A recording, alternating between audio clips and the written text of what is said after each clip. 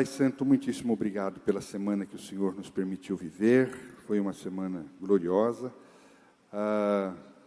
Com certeza, muitos enfrentaram muitas dificuldades, mas em todas as coisas nós somos vitoriosos e nos encontramos aqui contigo.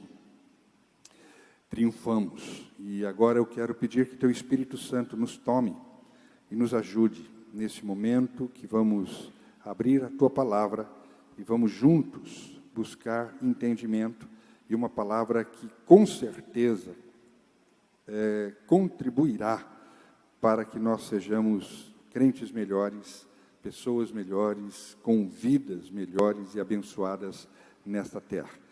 E obrigado pelo grande privilégio de poder conduzir a Tua igreja e de poder levá-la à Tua presença para que ela se torne, ó Deus, uma igreja adequada, uma igreja que responda aos sonhos do Teu coração. Muito obrigado pelo privilégio que Tu me dás, a mim especialmente, de ministrar-lhes no Teu nome, na Tua autoridade, essa palavra. Reveste-me, pois, da Tua glória, da Tua capacidade, fala através do Teu servo. E nós oramos agradecidos, amado Espírito Santo, no nome de Jesus, para a glória do Pai. Amém. Nós estamos buscando juntos conhecer a missão da igreja e o seu papel na história da humanidade. E nós precisamos entender, de fato, o que é ser igreja segundo o pensamento de Deus, e é minha responsabilidade formá-los nessa direção. E nós estamos estudando isso toda vez que eu tenho oportunidade de falar aos irmãos. A minha preocupação é de trazer e contribuir com um passo a mais, com um elemento a mais na sua vida, para que você vá entendendo o que é ser igreja e se adequando aos pensamentos e sentimentos de Cristo, porque é disso que provém, como eu já disse, a uma vida abundante, segundo Ele propôs no seu coração compartilhar conosco. Então, nós estamos aqui buscando juntos conhecer isso, a igreja e a sua missão e o seu papel na história da humanidade. Quem é a igreja? A igreja é o povo que expressa com a vida que o governo de Deus, através de Jesus Cristo, está em operação no mundo. Igreja é isso. Então, nós expressamos com a nossa vida que há um governo tomando conta de todas as coisas. E o sinal disso é a minha própria vida debaixo desse reinado, e nós estamos anunciando que Cristo está em operação no mundo. A pastora Thelma disse uma coisa muito importante domingo passado, entre tantas que ela disse. Ela nos questionou: se amamos tanto a Jesus, então por que não nos entregamos à obra de Deus mais completamente? Uma vez que a maior alegria de Deus é quando há salvação. Para haver uma resposta nesse sentido, a igreja precisa ser compreendida à luz do reino de Deus, mesmo porque ela não é só parte do reino,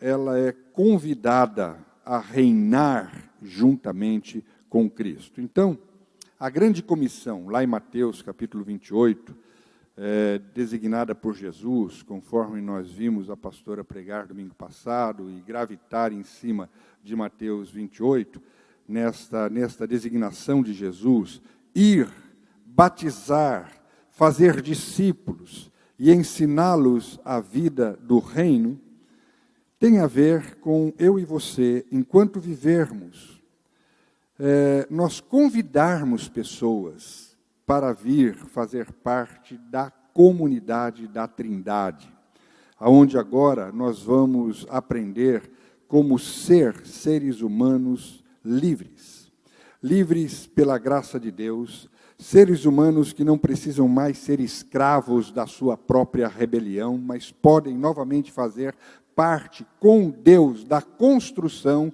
ou da reconstrução, do conserto da criação que foi afetada pela nossa rebelião. E sabe por que nós estamos aprendendo sobre solidariedade? Nós estamos já há vários domingos trabalhando aspectos da solidariedade. Sabe por quê? Porque a Bíblia nos diz que o reino de Deus é reino de solidariedade.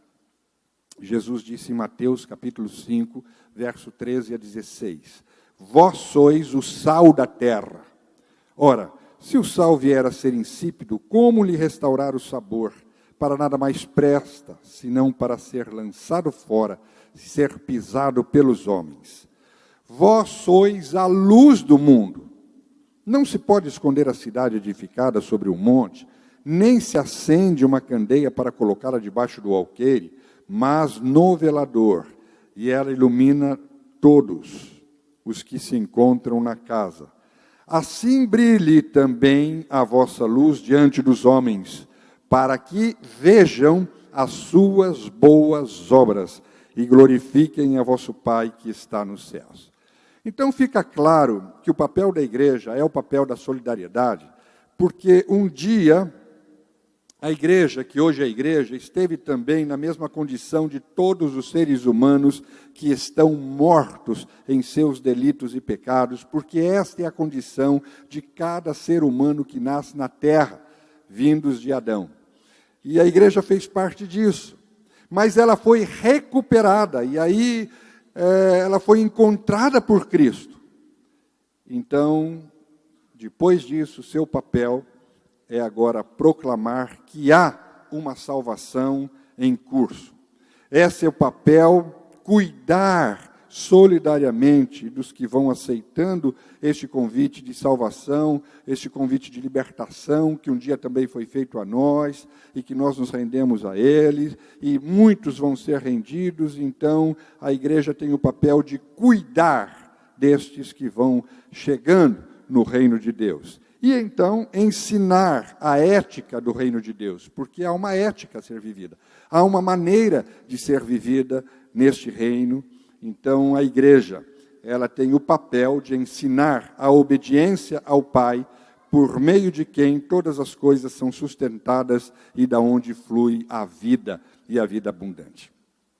E a Bíblia diz que as pessoas só vão dar glória a Deus, as pessoas só vão reconhecer Deus em suas vidas, se virem as nossas boas obras. Caso contrário, elas não verão Deus. Elas só darão glórias a Deus e só reconhecerão Deus em suas vidas se elas virem as boas obras da igreja, que somos nós, eu e você. Então, enquanto o mundo existir, haverá essa ação contínua da igreja se processando até que Cristo venha nos buscar. Na verdade, isso foi expresso pelo próprio Deus quando ele estabeleceu um pacto de aliança com a humanidade na pessoa de Abraão, naquele primeiro encontro. Então, ele disse, ao estabelecer um povo para si, Gênesis 2, de 2 a 3, ele disse, sê tu uma bênção, em ti serão benditas as famílias da terra. O texto é completo e o texto nos fala de quantas bênçãos Deus promete para este povo que Ele chama para si, que Ele atrai para si, que Ele traz para si, mas Ele diz que há um propósito. Então Ele está dizendo ali, no texto completo, de ti farei uma grande nação, eu te abençoarei, eu te engrandecerei o nome, eu te darei riquezas, eu te darei uma vida longa e uma vida ditosa, mas eu farei isso para que vocês sejam solidários, para que vocês sejam uma bênção, para que vocês abençoem as famílias da terra, para que vocês promovam o bem-estar às famílias da terra. Esta é a sua missão na terra. Esta é a nossa missão na terra.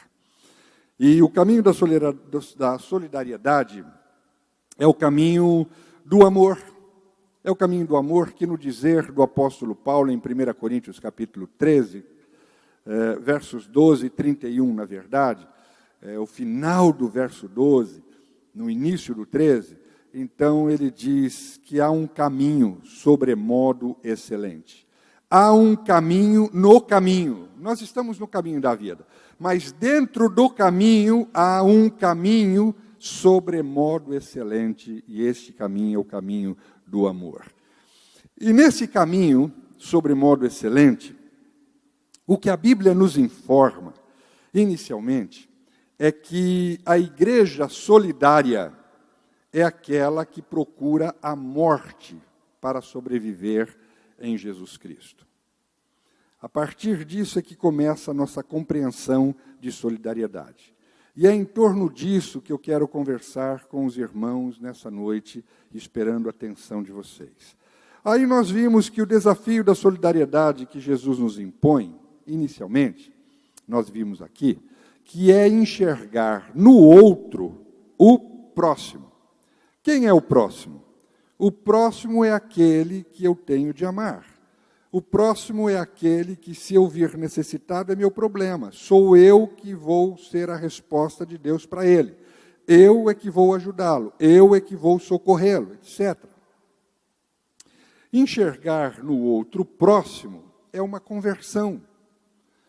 Assim como nós nos convertemos a Deus, imediatamente Ele espera que nós nos convertamos, que nós façamos uma caminhada também na direção do nosso próximo. Então é uma conversão diária, assim como nós temos uma conversão diária na presença de Deus, dizendo: Deus, Pai, eu estou acordando mais um dia e eu quero viver para a Tua glória. Imediatamente eu também tenho de pensar: Pai, eu quero ser um candidato a próximo e eu quero estar caminhando, e por onde eu passar, que eu possa estar disposto e apresentar as minhas boas obras, e que eu possa ser alguém do bem, que faça o bem, que represente a Ti em toda a minha caminhada. E a grande invertida de que Jesus dá em seus ensinamentos, então, é que não sou eu que elejo o próximo, é o próximo sofredor que me elege. Um aspecto que a gente vem salientando aqui é que ser solidário não envolve só o dinheiro, porque toda vez que a gente fala de solidariedade, há uma tendência da gente de pensar que a solidariedade é só algo que está relacionado ao dinheiro, a uma oferta, a uma esmola, a alguma coisa que eu dê, alguma ajuda que eu preste com dinheiro. É também, mas envolve muito mais. Ser solidário envolve o seu tempo. Ser solidário envolve seu interesse por pessoas, envolve a sua atenção.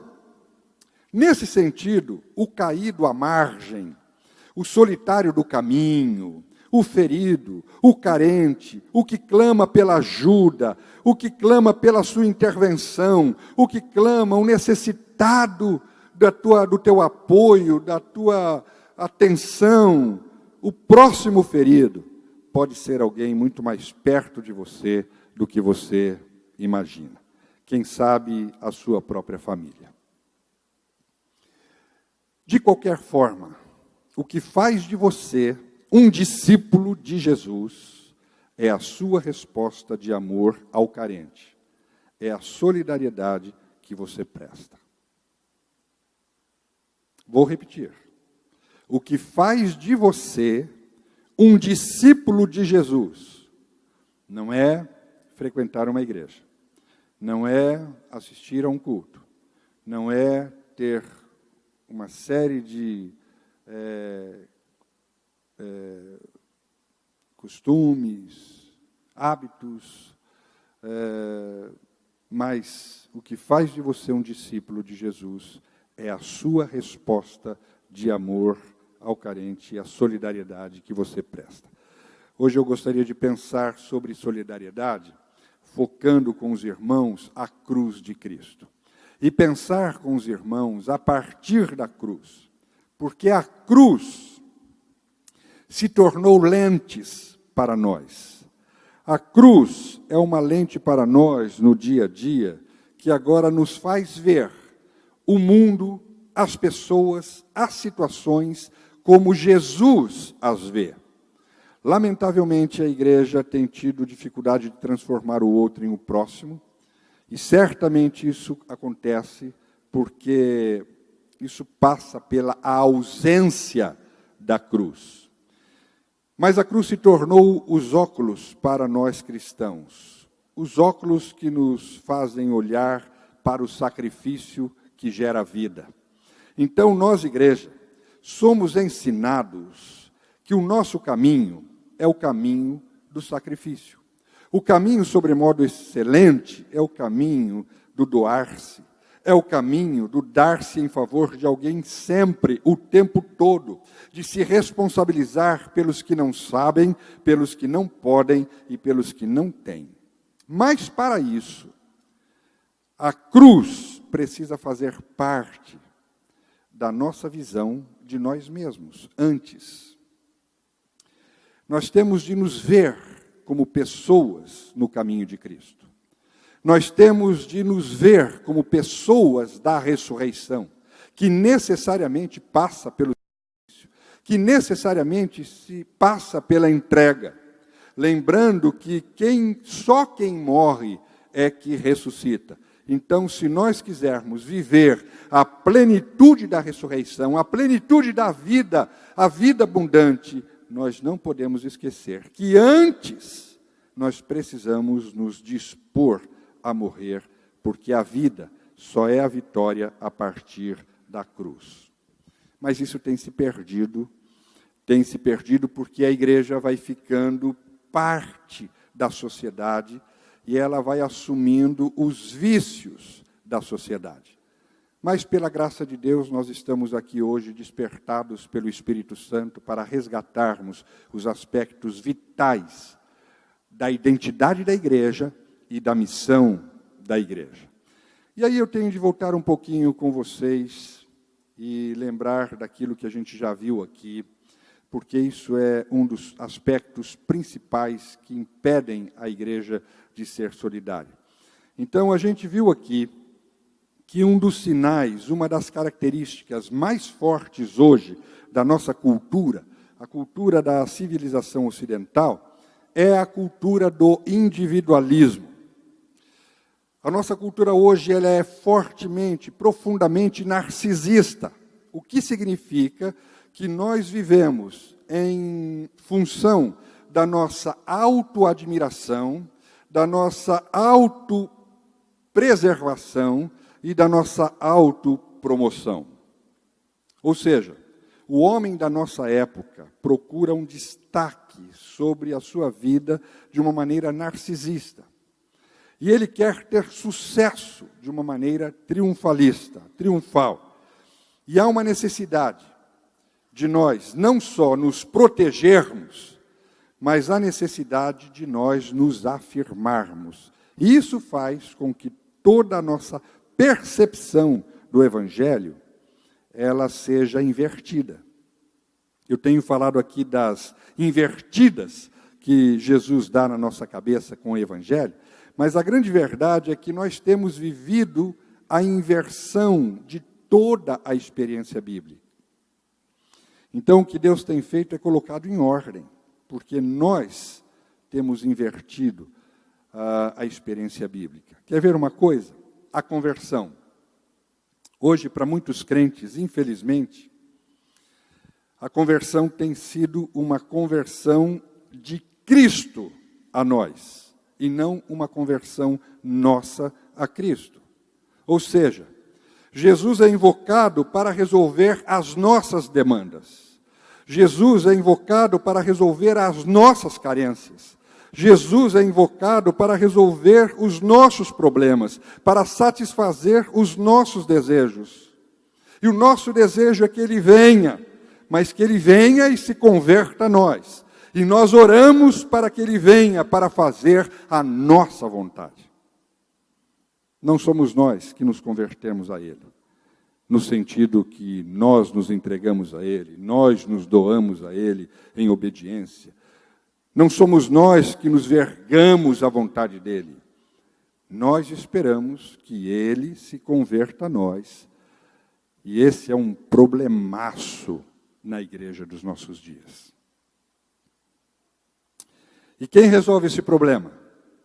A cruz. A cruz resolve. Porque a cruz inverte essa lógica humana confusa, perversa, egoísta, mesquinha, infantilizada que nós temos, narcisista. A cruz revela que o fim não sou eu.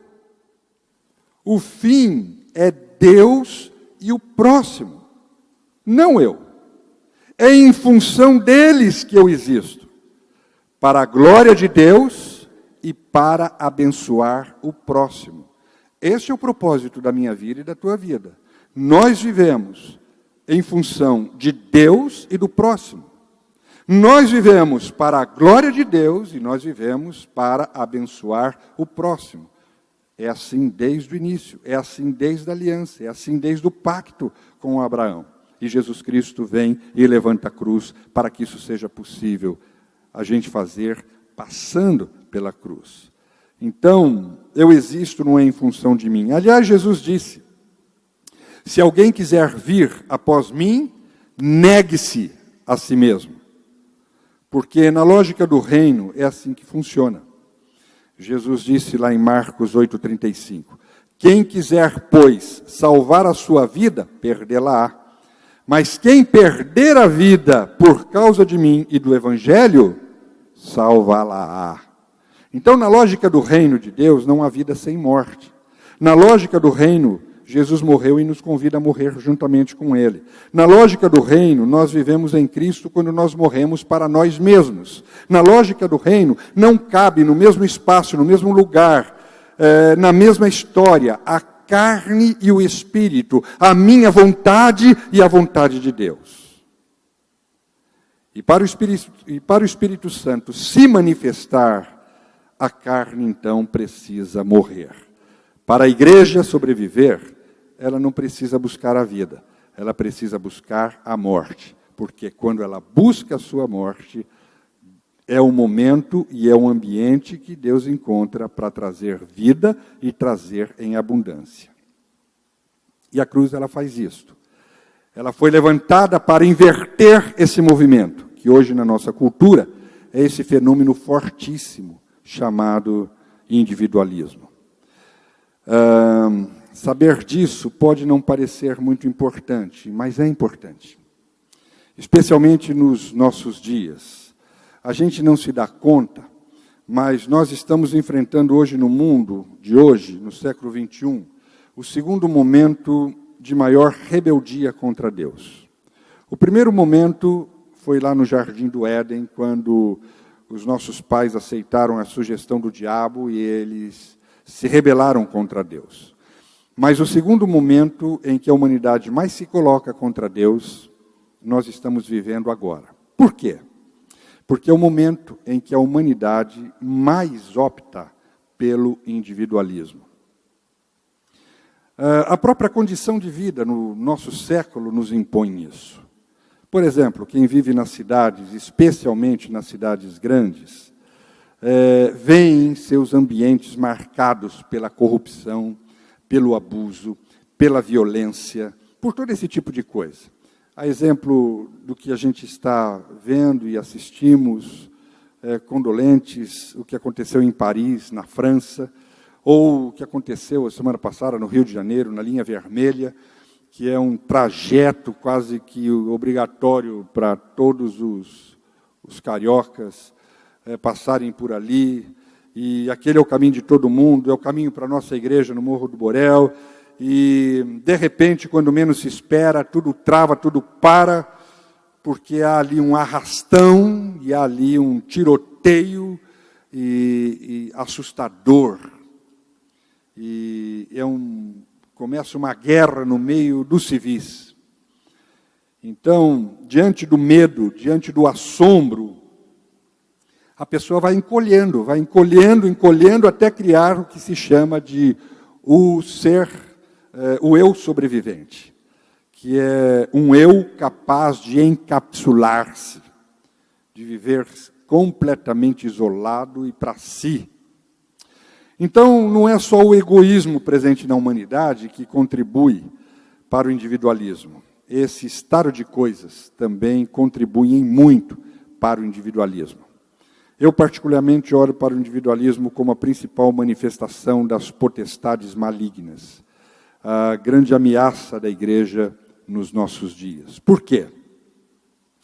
Porque o individualismo é a negação de viver em comunidade. O individualismo é a negação de viver em família. O individualismo é a negação de viver em unidade. É o homem que não tem por quem viver. É o homem que não tem por quem trabalhar, porque ele se nega a enxergar o próximo na sua necessidade. E a negação, portanto, de expressar a imagem de Deus, ela se dá, e esse é o pior de todos os pecados, porque é o mesmo que dizer, eu não quero expressar a imagem de Deus. Porque Deus é relacional. E quando você se torna um indivíduo, você corta as possibilidades de relação, a menos que essa relação possa trazer algum lucro e algum ganho para você.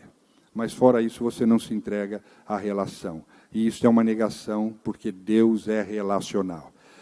Mas esse é o espírito da época. E se você não se percebe esse espírito da época, ele vai se intrometendo em tudo que você faz. Agora, ouça o que eu vou dizer. O individualismo é a maior ameaça à igreja, porque ela leva as pessoas não só a rejeitarem a Deus, a não desejarem expressar a imagem de Deus, como também leva as pessoas a criarem para si um outro Deus, que é a imagem de si mesmos. Eu me basto. É a minha vontade e eu me basto. Esse é o produto final do individualismo. E eu vou dar um exemplo disso nos nossos dias. Aqueles que, como eu, estão na igreja há décadas, certamente vão perceber isso com clareza. Qual foi a época em que mais a gente ouviu pessoas dizerem que não precisam da igreja? Foi agora. Qual a época, nós que estamos há muito tempo na igreja, que mais ouvimos gente dizer que pode ser crente em casa, pode ser crente isolado, que pode ser crente sozinho? Quando foi que mais ouvimos isso? Agora. Em 58 anos de igreja, eu nunca vi um negócio desses e um movimento dessa envergadura. Nunca. Na cabeça de nenhum de nós, não é, Sli? Passava a possibilidade de ser crente sem estar na igreja. Não é? A gente não pensava nisso. Crente tem que estar na igreja. Mas quem leu a revista Isto É, na edição 2180, que traz na capa o título O Novo Retrato da Fé no Brasil, comprova o que eu estou dizendo, porque lá está escrito: pesquisas indicam o aumento da migração religiosa entre os brasileiros e o surgimento dos evangélicos não praticantes. São os que não pertencem a nenhuma denominação, a nenhuma igreja. Os evangélicos que não mantêm vínculo com a crença saltaram de 0,7% para 10%. Parece nada, mas isso representa, em números absolutos, um afastamento da igreja de 5 milhões de frequentadores habituais brasileiros. Pior, em que outro tempo os crentes foram tão resistentes ao ensino da palavra de Deus, tão desobedientes aos princípios bíblicos, tão negligenciadores e relativizaram tanto o que aprenderam, como acontece nos nossos dias. Esses dias eu estava refletindo e olhando para esses quase 34 anos de ministério, eu vou completar isso em fevereiro, e eu fiquei pensando nas centenas e talvez milhares de atendimentos que eu e minha equipe já demos a pessoas.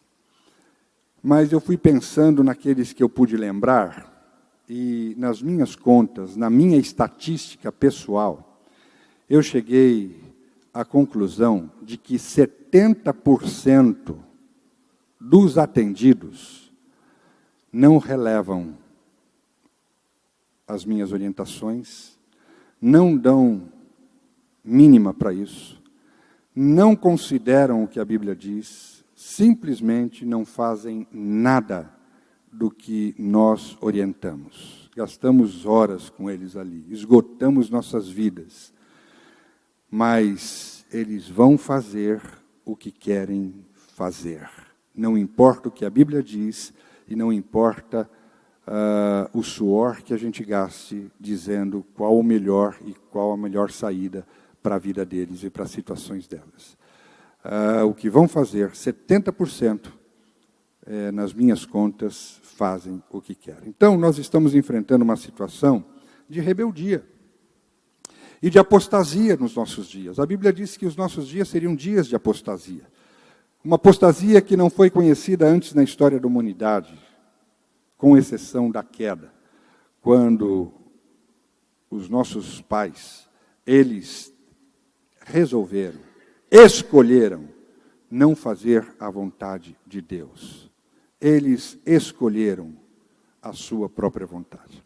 E eu me preocupo porque isso começa sorrateiramente no nosso meio, sabe? Aliás, é um problema que nós temos ao lermos a Bíblia, porque, via de regra, a gente lê a partir de nós mesmos, lê para nós mesmos e lê individualizadamente. Não são poucas as vezes que a gente percebe pessoas lendo a Bíblia, principalmente os versículos de promessas, como se a pessoa fosse a única pessoa na face da terra e aquilo tivesse sido escrito somente para ela. Por exemplo, o Salmo 23, muitos conhecem. Muitos olham para o Salmo 23 como se ele tivesse sido escrito em centros comerciais, nesses onde as pessoas estão vivendo completamente isoladas, individualizadas, como Nova York, São Paulo, Rio de Janeiro, Tóquio, ou qualquer grande cidade. Porque para o camarada, ele lê individualizadamente. Ele diz, essa palavra é para mim. Ele é o meu pastor e nada vai faltar para mim. Isso basta. E se esse homem individualizado fosse conversar, chegasse para o autor do Salmo 23 e perguntasse, por que o Senhor é seu pastor e nada lhe faltará? Ele responderia, porque eu sou parte do seu rebanho. Simples assim. O Senhor é o meu pastor e nada me faltará, porque eu faço parte do seu rebanho.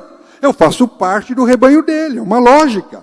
Então ele é um pastor dedicadíssimo, ele é um pastor que cuida do rebanho.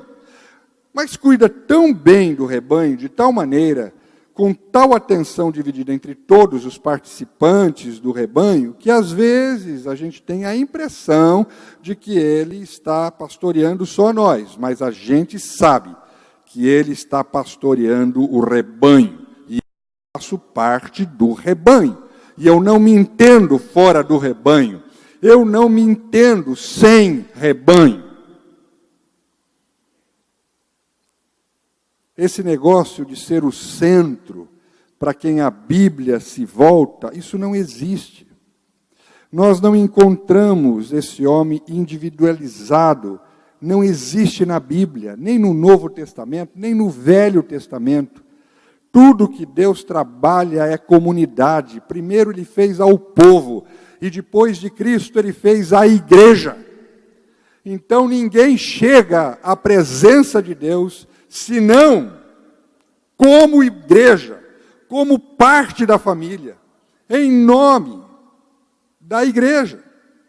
Claro, em nome de Jesus, mas porque faz parte do rebanho de Jesus.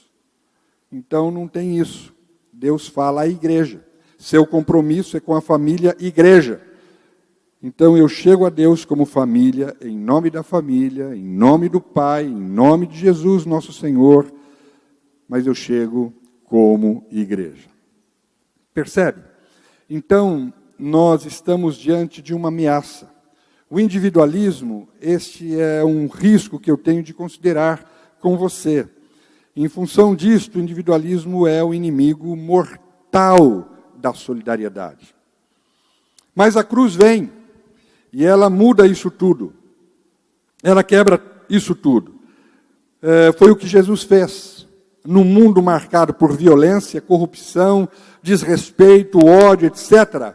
Jesus entra nesse mundo, ele não se esconde, ele se oferece, ele não se protege, ele dá o rosto para ser esbofeteado, para ser cuspido, e por fim, ele se entrega inteiro para morrer naquela cruz. Então a cruz, entre outras coisas, ela representa o que nós celebramos nas nossas reuniões, nos nossos encontros, especialmente aqueles dias onde nós servimos a Santa Ceia. Jesus é o nosso grande exemplo de como todos nós deveríamos ser. E ele celebrou a ceia. De que forma?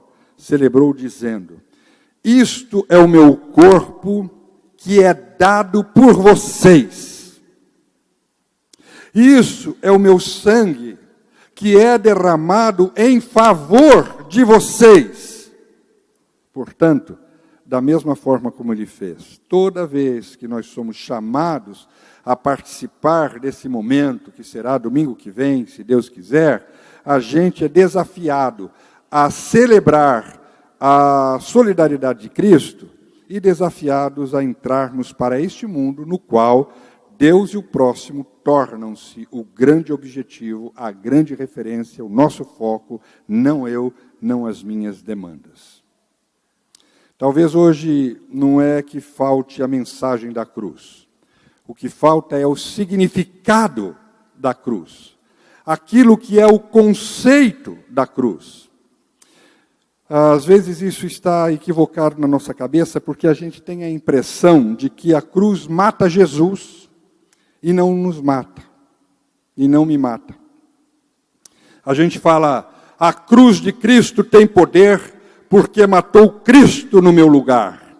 Ué, claro que Jesus morreu no nosso lugar, morreu pelos nossos pecados, morreu pelas nossas iniquidades, morreu pelas nossas dores, ele foi o nosso substituto ali, lá ele estava pagando o preço pelo meu resgate, pela minha libertação, mas Jesus disse uma coisa intrigante aos discípulos. Ele disse em Mateus 16, 24, quem não vier após mim e não tomar a sua cruz, não pode ser meu discípulo. O que é que Jesus estava dizendo com isso? Ele estava dizendo que ele fez antes de mim e foi vitorioso no que fez, e ele possibilitou que eu percorra o mesmo caminho e seja tão vitorioso quanto ele foi. É isso. Claro que a minha morte não é a morte vicária, não é? Porque toda a conquista que eu precisava para a minha salvação e para a minha libertação, isto Jesus concretizou na cruz, aleluia. Mas a minha morte é uma morte de natureza. Toda a iniquidade enfrentada e vencida por Jesus na cruz dele, me possibilitou levar as iniquidades de hoje na minha cruz. Deixa eu explicar isso. Quando o apóstolo Paulo fala da mensagem da cruz como poder de Deus, ele enfatiza que ela não é a cruz que matou Cristo, senão a que matou a mim. Romanos capítulo 6, verso 4 a 6, diz assim, fomos, pois, sepultados com ele na morte, pelo batismo, para que, como Cristo foi ressuscitado dentre os mortos pela glória do Pai, assim também andemos nós em novidade de vida. Porque, se fomos unidos com ele na semelhança da sua morte, certamente o seremos também na semelhança da sua ressurreição. Sabendo isto, que foi crucificado com ele o nosso velho homem, para que o corpo do pecado seja destruído, e não sirvamos mais o pecado como escravos. Agora, olha o capítulo 8, verso 36, na sequência dessa fala e desse sermão de Paulo. Ele diz, como está escrito, por amor de ti, somos entregues à morte o dia todo. fomos considerados como ovelhas para o matadouro. Mas ele diz, não precisamos ficar preocupados com isso. Não precisamos ficar preocupados com isso. Porque em todas estas coisas, porém, nós somos mais do que vencedores por meio daquele que nos amou. Não há que ter medo, não há que ter tristeza. Essa é a nossa vitória. Aleluia. Então, amados, o poder da cruz é também o poder da minha cruz. Vamos dizer isso juntos? O poder da cruz de Cristo é também o poder da minha cruz. Como é que é isso na prática?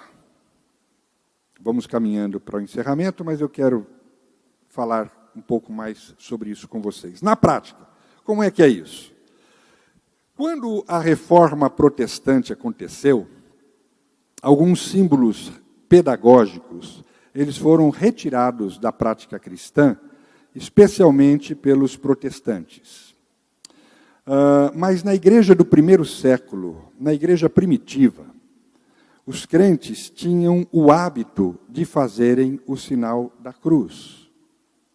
Era um hábito. Estava presente na caminhada dos cristãos.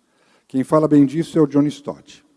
E ele conta que quando a pessoa fazia o sinal da cruz, esse sinal da cruz tinha um efeito pedagógico, porque era o sinal da minha cruz. Era o sinal da cruz em mim. Era o sinal de que eu tinha tomado a cruz. Era aquilo, portanto, que matava a minha vontade, a favor da vontade de Deus, e, consequentemente, a favor do próximo. Então, ao fazer o sinal da cruz, eu estava dizendo que o próximo estava protegido de mim pelo poder da cruz. E não que eu estava protegido do outro pela cruz. Ao contrário de hoje. Hoje as pessoas usam a cruz como um amuleto de espanto, de proteção do outro, de proteção do próximo, de exorcismo. Elas usam a cruz nesse sentido. Quando a cruz se transformou, porque a cruz se transformou hoje num símbolo religioso, e se transformou num símbolo de proteção do camarada. Hoje as pessoas usam a cruz para se benzer, como se ela fosse fator de proteção do outro contra mim. Mas naqueles dias, o sinal da cruz era uma garantia ao próximo de que eu não iria prejudicá-lo em nada. Que coisa extraordinária. Então, por exemplo, se fosse hoje o conceito de tomar a cruz, seria mais ou menos assim. Quando o atleta cristão fizesse o sinal da cruz para entrar no campo de futebol, ele, ao fazer o sinal da cruz, ele estaria dizendo, todo mundo nesse campo está protegido de mim, porque eu estou morto na cruz. Ninguém vai ter canela quebrada, ninguém vai ter empurrão, ninguém vai ter briga, ninguém vai ter desonestidade, vocês estão protegidos de mim. Porque o centro era Cristo e o próximo. Então, a questão era, como é que eu protejo os outros de mim? É indo para a cruz. Percebe? Então é a luta que eu tenho contra mim mesmo, para que os outros estejam seguros de mim, porque eu entrego a mim mesmo aos outros através da cruz. Então ninguém precisa ter medo de mim. Amém? Ninguém precisa ter medo de contratar crente para trabalhar na sua empresa. Ninguém precisa ter medo de contratar crente para servir a sua casa. Ninguém precisa ter medo de fazer negócio com crente. Ninguém precisa ter medo de se relacionar, de ser amigo de crente, de abrir o coração, porque vai ter ali alguém que vai proteger o próximo dele mesmo. É isso que Deus espera. É isso que é o propósito da igreja. Talvez a gente não consiga ver o próximo, ou melhor dizendo, a gente não consiga se candidatar ao próximo de alguém, porque a gente está tendo uma visão equivocada de nós. Porque a própria mensagem da cruz em nós está com um sentido invertido. É isso. Então, para nós, um bom exercício para isso é ler sempre a Bíblia contra mim, para que ela mude a mim, não que ela mude os outros, mas que ela mude a mim, e que a Bíblia não seja minuto de sabedoria, mas seja a palavra integral de Deus, que me transforme, que me chame para o encontro, que me chama para o acolhimento, que me convoque para a ajuda, para a reconciliação dos perdidos com Deus. Amém? Eu estou me fazendo compreender? Glória a Deus. A gente tem um hino bem tradicional que a gente cantava, não é? Bastante. O Wesley tem saudade deles, o Cir tem saudade dele, eu também tenho, meu pai, minha mãe, com certeza nós temos saudade desse hino. Ele diz lá, quero estar ao pé da cruz, nela me glorio. Lembra desse hino? Claro que lembram, né? Estão com saudade, tenho certeza. Quero estar ao pé da cruz, nela me glorio, né?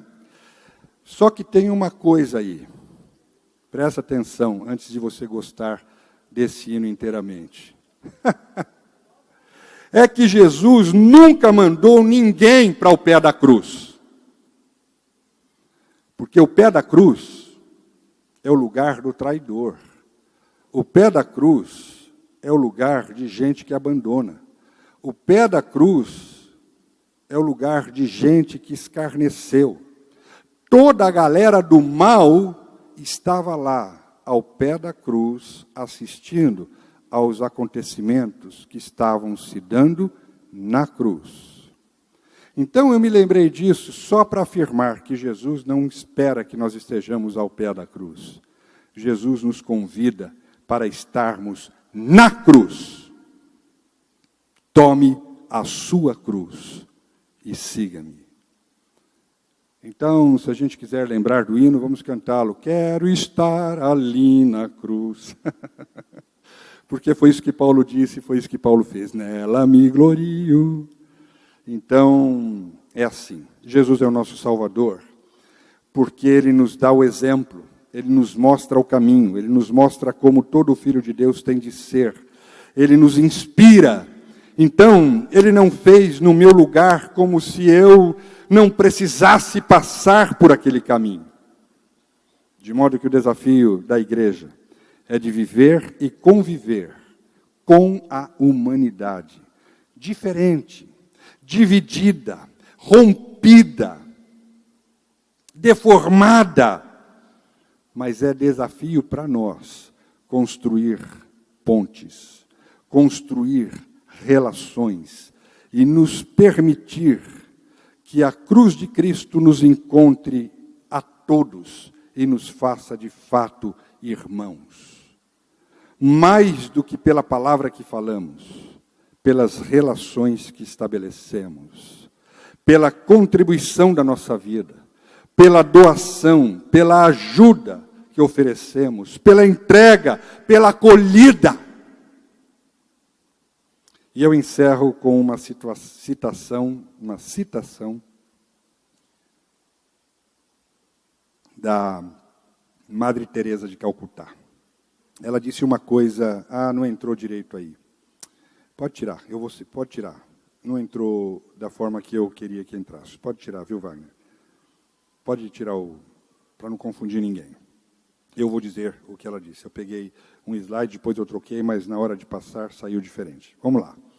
O que é que ela disse de interessante? Ela disse que amor é aquilo que você dá para o outro, não do que lhe sobrou, mas aquilo que era tão profundo para você, que fez falta em você, que doeu em você.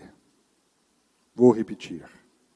Amor é aquilo que você dá para o outro, não do que lhe sobrou, mas aquilo que era tão profundo para você, que fez falta em você, que doeu em você. E ela tinha razão, porque essa é a doação de Deus em Cristo.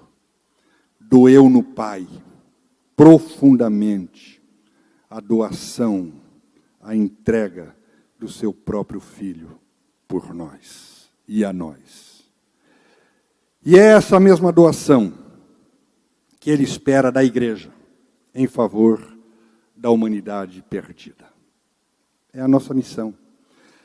Por mais difícil que seja, por mais que a gente possa ser ridicularizado, por mais que nos pareça perdas, é a doação da igreja, do amor, da misericórdia, do encontro que produz reconciliação.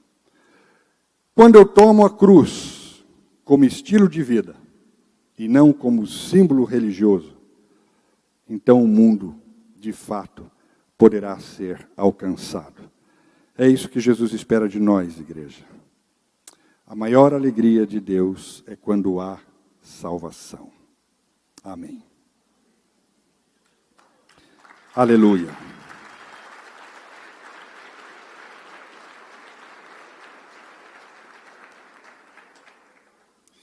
Eu quero convidar você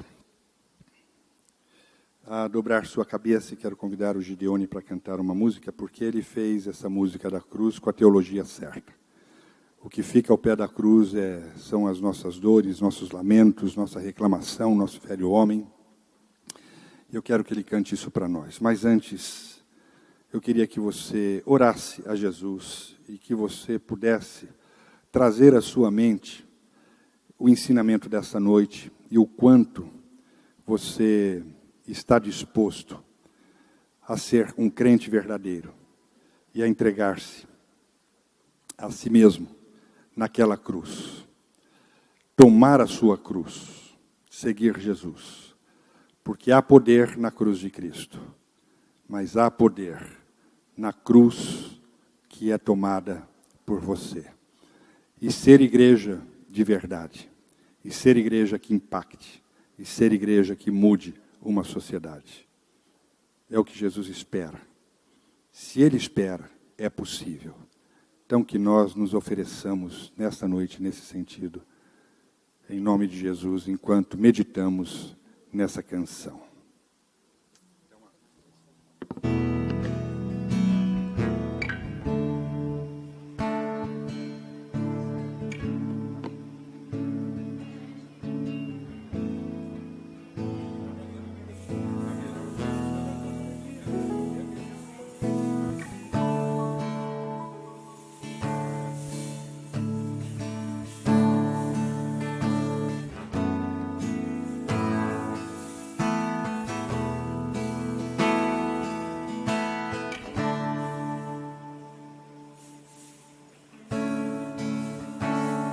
Um dia uma cruz se ergueu por nós,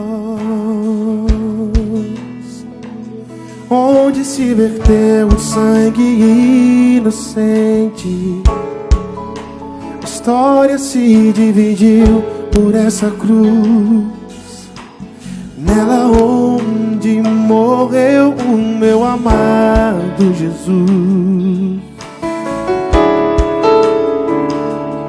E assim o véu se rasgou e a graça de Deus nos alcançou.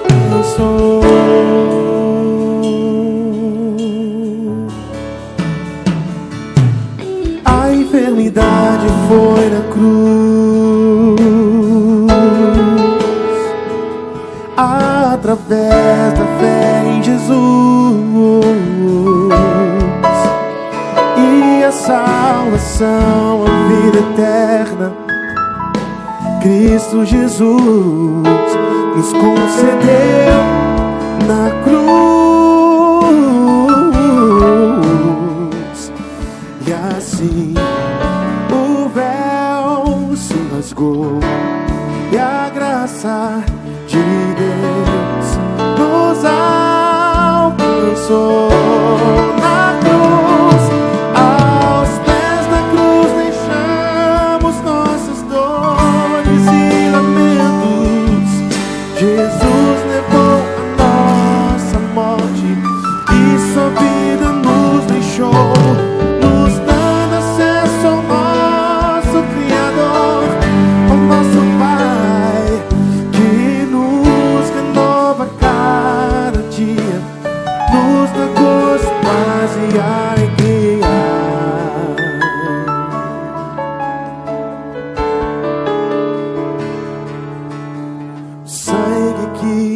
Jesus na cruz verteu, lavou os nossos pecados. A cruz está vazia, Jesus ressuscitou, e com Ele vivo estou.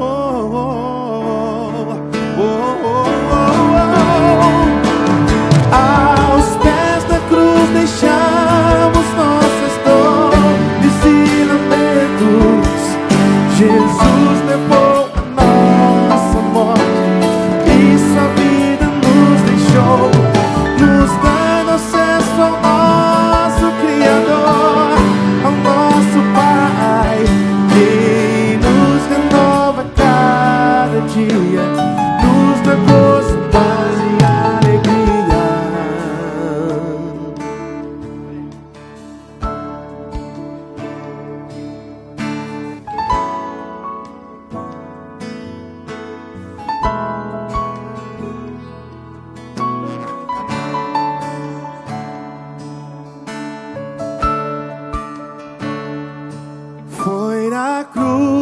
Foi na cruz onde um dia eu vi meus pecados castigados em Jesus. Foi ali pela fé que os olhos abri, e agora contemplo a tua luz.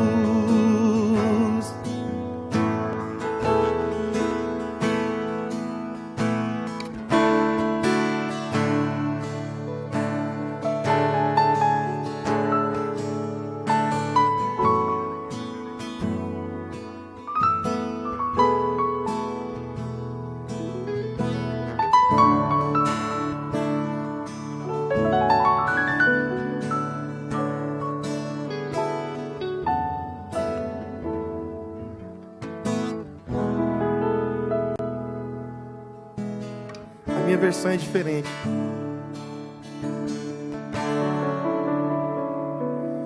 Oh, quão cego andei e perdido vaguei, longe, longe do meu Salvador.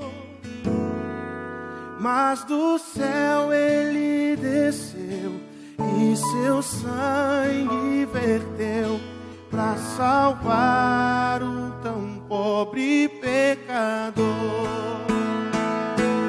Foi a cruz onde um dia eu vi meus pecados castigados em Jesus. Foi ali pela fé que meus olhos abri, e agora contemplo a tua luz. Aos pés da cruz deixamos nossas dores e lamentos. Jesus levou a nossa morte e sua vida nos deixou, nos dando acesso ao nosso Criador, ao nosso Pai, que nos renova cada dia, nos dá gozo, paz e alegria.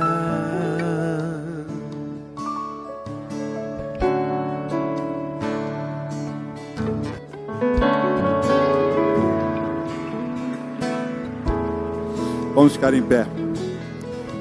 Querido Pai, somos a igreja do Teu coração. Ela está espalhada em muitos lugares nesse momento, mas que Teu Espírito Santo nos congregue num só sentimento, num só pensamento, num só propósito, e que possamos renascer como renovo nesses dias, nos apontando como a igreja preparada dos últimos dias, para operar, ó Deus, grande salvação por onde quer que passemos com a vida, olhando cada vida, cada pessoa, cada situação, mas fazendo isso através dos olhares da cruz, através dos Teus olhares, para vermos como o Senhor vê. Mesmo as situações que tanto nos assustam, que elas sejam vistas com os teus olhos de vitorioso, para que nada impeça uma caminhada de triunfo estabelecida para o teu povo. E que assim seja, Senhor, a tua graça derramada sobre todos. Que a paz encontre guarida em nossos corações e vidas. Que o teu grande amor nos cerque com a tua bondade de Pai, um amor incomensurável. Que Ele nos dê a segurança e a certeza total de que os céus sempre estarão abertos na nossa direção, para nos abençoar com toda a sorte de bênçãos nas regiões celestiais, sem que precisemos ter medo de obedecer ao Senhor. Que Ele ordene a terra, que ela produza os melhores frutos para o nosso sustento, por todos os dias que passarmos aqui. E que a deliciosa presença do Espírito Santo siga conosco, dando-nos poder para cada enfrentamento e vitória. Mas que Ele, sobretudo, esteja em nós e encontre em nós a alegria pela liberdade de trabalhar nossas vidas, nos fazendo outra vez imagem e semelhança do Pai, parecidos com Jesus o Filho, na operosidade dele sobre nossas vidas, para que a igreja exerça o seu poder e a sua função e missão na terra, e que ela seja gloriosa, e como igreja gloriosa nesses dias. Assim seja hoje e sempre. Amém, amém e amém. Uma semana de vitória para os irmãos. Não saio sem dar muitos abraços. I am a one-man marching band, and you'd be mighty surprised to realize just how